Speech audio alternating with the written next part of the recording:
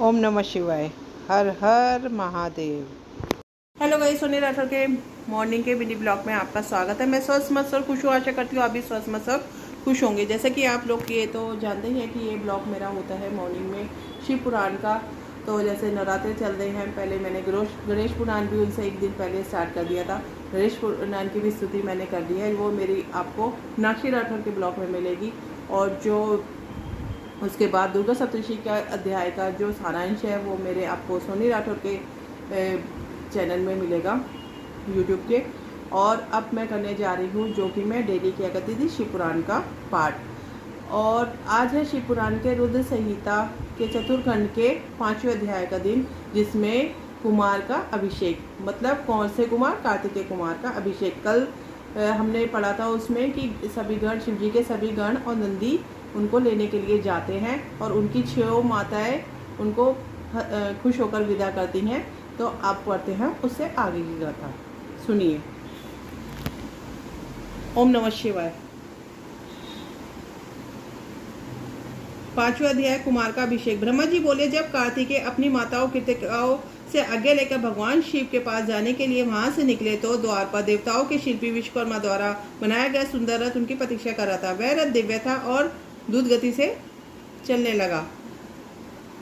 वाला था। उस रथ को उनकी माता पार्वती ने उनके लिए भेजा था। उनके पार्षद उस रथ के पास खड़े हुए थे। कार्तिकेय दुखी मन से उस रथ पर चढ़ने लगे। तभी उनकी माताएं दौड़कर रोते हुए उनसे लिपट गई और कहने लगी, पुत्र, हम तुम्हारे बिना क्या करें? पुत्र, हम तुमसे बहुत प्यार करती हैं, तुम्हारे बिना यहाँ रहना हमारे लिए संभव नहीं है, तुम शीघ्र ही वापस लौट कर आना। यह कहकर उन्होंने कार्तिक को हृदय से लगा दिया और भारी मन से कार्तिक को रोते रोते जाने की आज्ञा दी। तब कार्तिकेय ने कृतिकाओं को अध्यात्म ज्ञान प्रदान किया। तत्पश्चात कार्तिकेय उस दिव्य मनोहर रथ पर बैठ गए और उन्हें वह ले उड़ा। आकाशीय मार्ग से तीव्र गति से चलता हुआ वह रथ कैलाश पर्वत पर जाकर रुका। तब शिवगणों ने भगवान शिव और माता पार्वती के पास जाकर कार्तिकेय के आगमन की शुभ सूचना दे दी। उनके आगमन के बारे में सुनकर भगवान शिव और देवी पार्वती बहुत प्रसन्न हुए। तत्पश्चात भगवान शिव मुझे विष्णु जी, देवी पार्वती और अन्य देवताओं को साथ लेकर उस स्थान पर पहुंचे जहाँ कार्तिकेय का रथ रुका हुआ था। सबके मन में गंगा जी से उत्पन्न उस बालक को देखने की बड़ी इच्छा थी। जब सब देवता कार्तिकेय से मिलने आ रहे थे तब उस समय चारों दिशाओं में शंख और भैरी बजने लगे। सभी शिवगण नाचते गाते और उनकी जय जयकार करते हुए अपने आराध्य भगवान शिव के पुत्र को देखने के लिए चल दिए। वहां पहुंचकर सब बहुत प्रसन्न हुए। भगवान शिव ने प्रेम पूर्वक उस बालक को गोद में बैठा लिया।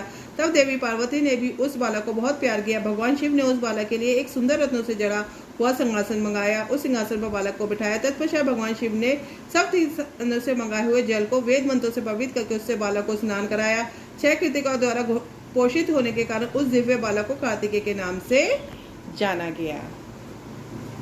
तीर्थों के पवित्र जल से स्नान कराने के उपरांत सभी देवताओं ने कार्तिकेय को तरह तरह की अमूल्य वस्तुएं, विद्याएं और अद्भुत शक्तियां प्रदान की। तब सर्वप्रथम देवी पार्वती ने अपने पुत्र को हृदय से लगाकर उसे चिरंजीव होने का आशीर्वाद दिया। माता लक्ष्मी ने दिव्य मनोहर हार उस बालक को पहनाया तो देवी सावित्री ने सारी सिद्धि विद्याएं उन्हें प्रदान की। फिर शिव विष्णु जी ने रत्नों से निर्मित किरीट, मुकुट, बाजूबंद, वैजंती माला और अपना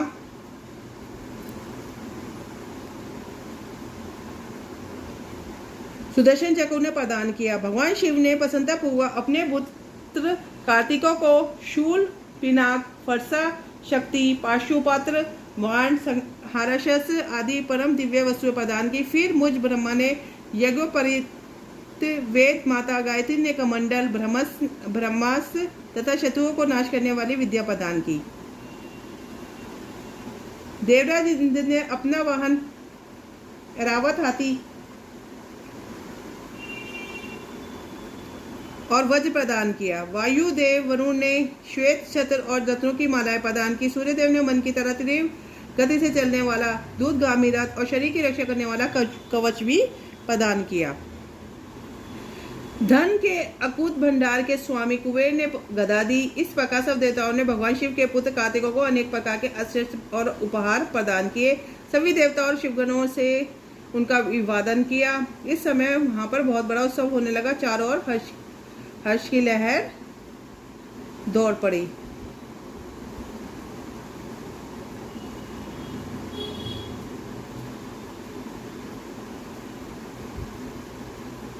तो इसी के साथ शिव पुराण का 5वां अध्याय जो कि कुमार का अभिषेकता पूर्ण होता है।